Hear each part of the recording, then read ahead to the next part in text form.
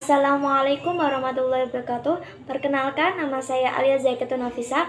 Saya dari kelas 1B Manajemen NIM 2021111078.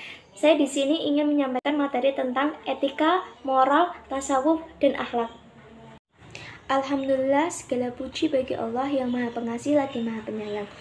Pertama-tama, marilah kita panjatkan puja dan puji syukur kehadirat Allah Subhanahu wa Ta'ala yang mana telah memberikan nikmat dalam keadaan sehat dan walafiat kepada kita.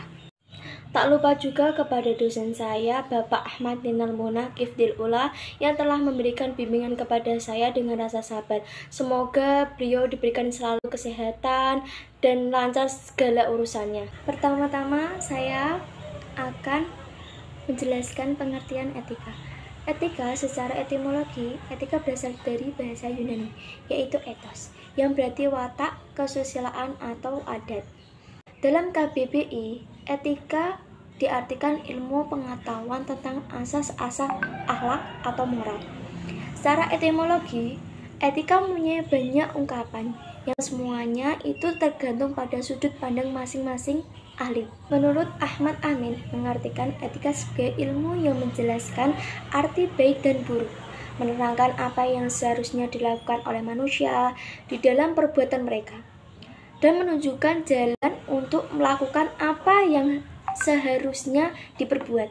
Menurut Ki Hajar Dewantara sendiri, menjelaskan etika merupakan ilmu yang mempelajari soal kebaikan dan keburukan di dalam hidup manusia semuanya, teristimewa yang mengenai gerakan, pikiran, rasa yang dapat merupakan pertimbangan dan perasaan sampai mengenai tujuan yang dapat merupakan perbuatan.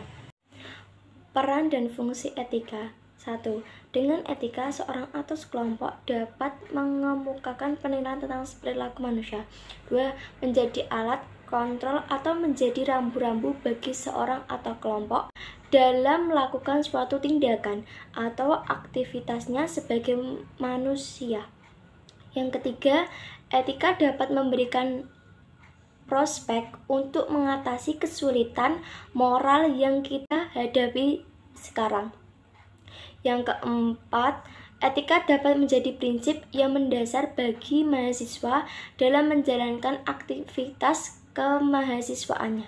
Yang kelima, etika menjadi penentu agar dapat bersikap sopan, santun, dan dengan etika kita bisa dinilai sebagai seorang baik dan di dalam masyarakat. Etika itu bisa dilihat dari berbagai segi. Segi yang pertama yaitu objek pembahasannya. Etika berupa membahas perbuatan yang dilakukan oleh manusia. Yang kedua yaitu dari segi sumbernya. Sebagai hasil pemikiran, maka etika tidak bersifat mutlak, absolut, dan tidak pula universal. Dari segi fungsinya, perbuatan yang dilakukan oleh manusia, yaitu apakah perbuatan tersebut akan dinilai baik, buruk, mulia, terhormat, hina, dan sebagainya. Dan dari segi sifatnya, etika bersifat relatif, yaitu dapat berubah-ubah sesuai dengan tuntunan zaman. Selanjutnya yaitu pengertian moral. Kata moral berasal dari kata Latin mos, yang berarti kebiasaan. Moral berasal dari bahasa Latin yaitu moralitas, adalah istilah manusia menyebut ke manusia atau orang lain dalam tindakan yang mempunyai nilai positif. Moral adalah perbuatan, tingkah laku, ucapan seseorang yang dalam berinteraksi dengan manusia.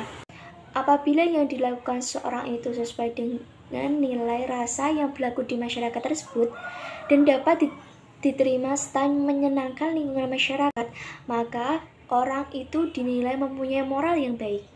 Moral adalah produk dari budaya dan agama. Macam-macam moral. Yang pertama, moral keagamaan. Moral keagamaan merupakan moral yang selalu berdasarkan pada ajaran agama Islam. Dan yang kedua yaitu moral sekuler, merupakan moral yang tidak berdasarkan pada ajaran agama dan hanya bersifat duniawi semata. Yang ketiga yaitu ilmu tasawuf. Tasawuf berasal dari kata atau istilah al-sufa yang berarti sekelompok orang yang pada masa Rasulullah hidupnya diisi dengan banyak berdiam diri di serambi masjid dan mengabdikan dirinya untuk beribadah hanya kepada Allah. Tasawuf juga berasal dari kata safa yang berarti nama orang-orang yang bersih atau orang-orang yang suci. Istilah tasawuf adalah ilmu yang mempelajari usaha-usaha membersihkan diri, berjuang memerangi hawa nafsu, mencari kesucian dengan makrifat menuju keabadian, saling mengingatkan antar manusia, serta berpegang teguh pada janji Allah Subhanahu wa Ta'ala dan mengikuti syariat Rasulullah Shallallahu Alaihi Wasallam dalam mendekatkan diri dan mencapai keridhoannya. Konsep dasar atau prinsip tasawuf. Yang pertama, membersihkan jiwa dari segala aspek penyakit hati. Yang kedua, menunaikan ibadah hanya karena Allah Subhanahu wa Ta'ala, yaitu ikhlas. Yang ketiga, menanamkan kesadaran akan status kekafiran dan kelemahan diri di hadapan Allah Subhanahu wa Ta'ala. Yang keempat, mengubah hati dengan perasaan kasih sayang dan mengasihi. Yang kelima, berhias diri dengan akhlak yang karimah. Yang keempat yaitu pengertian akhlak. Secara bahasa, akhlak mempunyai arti tabiat, perangkai, kebiasaan, atau karakter. Menurut Kamus Al-Munjaid, kata akhlak mempunyai akar yang sama dengan kata kholqun, kejadian, kholikun, pencipta, dan makhlukun yang diciptakan. Secara bahasa akhlak, arti akhlak yang ditemukan oleh para ulama juga mengacu pada masalah kondisi batin yang memengaruhi perilaku manusia. Selanjutnya, saya di sini akan menjelaskan persamaan antara akhlak, etika, dan moral. Yang pertama, akhlak, etika, dan moral mengacu pada ajaran atau gambaran tentang perbuatan, tingkah laku, sifat, dan perangai yang baik. Yang kedua, akhlak, etika, dan moral merupakan prinsip atau aturan hidup manusia untuk mengukur martabat dan hartabat kemanusiaannya. Yang ketiga, yaitu seorang atau sekelompok orang tidak semata-mata merupakan faktor keturunan yang bersifat tetap dan konstan, tetapi merupakan potensi positif yang diambil setiap orang. Selanjutnya, saya akan membahas perbedaan antara akhlak, etika, dan moral. Akhlak merupakan istilah yang bersumber dari Al-Quran dan As-Sunnah. Nilai-nilai yang menentukan baik dan buruknya, layak atau tidak layak suatu perbuatan, kelakuan, sifat, dan perangai dalam akhlak yang bersifat universal dan bersumber dari ajaran Allah Subhanahu wa Ta'ala. Sedangkan etika sendiri merupakan filsafat nilai, pengetahuan tentang nilai-nilai, dan kesusilaan tentang baik dan buruknya. Selanjutnya, saya akan menjelaskan tujuan dan manfaat akhlak tasawuf. Pada dasarnya, tujuan pokok akhlak adalah agar setiap muslim berbudi pekerti, bertingkah laku, berperangai atau beradat istiadat yang baik sesuai dengan ajaran Islam. Ibadah-ibadah inti dari Islam juga memiliki tujuan pembinaan akhlak mulia.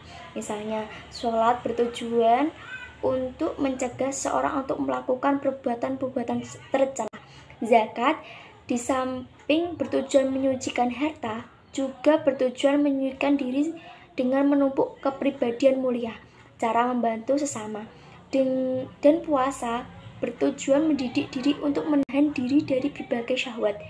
Dengan demikian, tujuan secara umum dan membentuk kepribadian seorang muslim yang memiliki akhlak mulia baik secara lahiriah maupun batiniah. Sekian yang bisa saya sampaikan. Jika ada salah kata maupun ucapan yang sengaja saya lakukan atau tidak saya lakukan, saya mohon sebesar-besarnya. Wabillahi taufiq wal hidayah. Wassalamualaikum warahmatullahi wabarakatuh.